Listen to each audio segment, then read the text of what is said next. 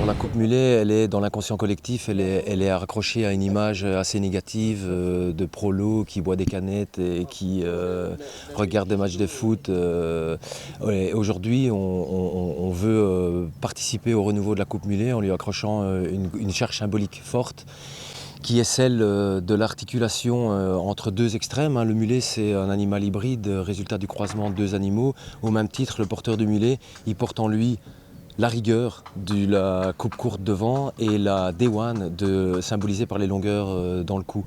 C'est un superlatif qu'on utilise pour exprimer tout ce qui va au-delà des codes et des conventions et qui a un grain de folie. Aujourd'hui, c'est porter le mulet, c'est affirmer sa liberté évidemment par rapport à la société, c'est de se dire moi je vais raisonner et je vais faire mon projet. En tout cas nous on a fait le maximum ici pour être à la hauteur des attentes énormes qui ont été générées par la couverture de l'annonce de l'événement.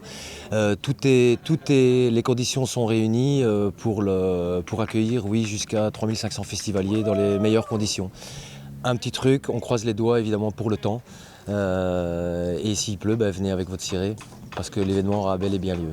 Alors expliquez-moi, qu'est-ce qu'il y aura au programme de ce festival ? Donc premièrement des concerts que vous voyez ici sur la scène de toute la journée de 13h à minuit environ. Donc la plupart des musiciens arboreront cette coupe de cheveux.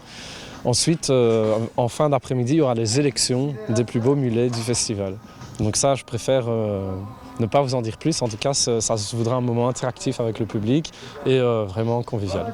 Donc il ne s'agit pas d'un concours et de déterminer des gagnants ou des perdants, mais plutôt de mettre en valeur les gens qui arrivent avec de superbes mulets. Il y a quelques mois, pour la réalisation d'un clip, le tournage d'un clip avec mon groupe, le Gustave Brass Band, on s'est laissé pousser la nuque en fait, pour avoir l'air un peu plus déjanté pour le clip.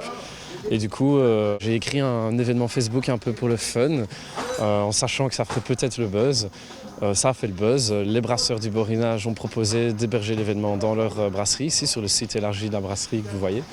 C'est totalement inattendu. Il y a quelques mois, on ne pensait pas du tout être là et c'est une super aventure pour nous.